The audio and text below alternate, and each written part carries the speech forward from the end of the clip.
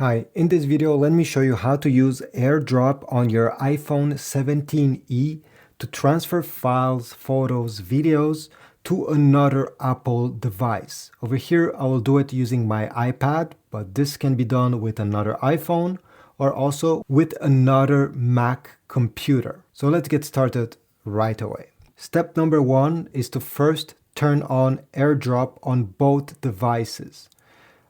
Drag down from the top right corner, and the AirDrop logo is this one right over here. Keep press on it. You're going to see AirDrop. Keep press on it again. And here we have a few options. By default, it will be receiving off.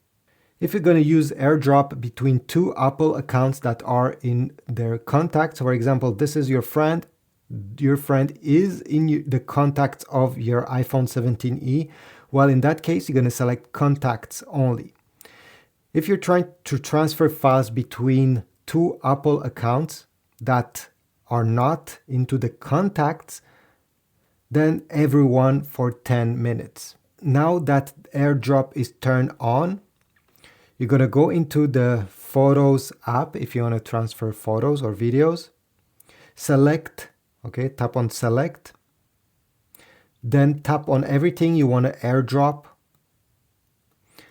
Tap this icon, the square with an arrow pointing up. Tap AirDrop. And now over here, you're going to see all the different devices that are currently turned on, compatible with AirDrop.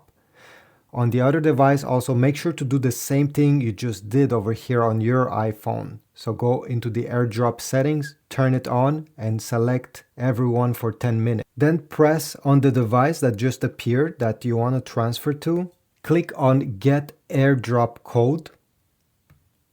You're going to see a number that you have to type on the other device. This is only happening because these two devices are not connected on the same Apple account and they're not into the contacts of each other. So I'll simply type this number, receiving, and at the end I can press view on the device that received, and I can see all the files that I have transferred. If you want to do the contrary, so to transfer files from another device, an iPad, a MacBook to your iPhone, do the same thing. And on your iPhone, you'll have to press accept so that the files get transferred. But overall, this is it. I hope this was useful. Please leave a like, subscribe, comment down below, and I'll see you in the next video.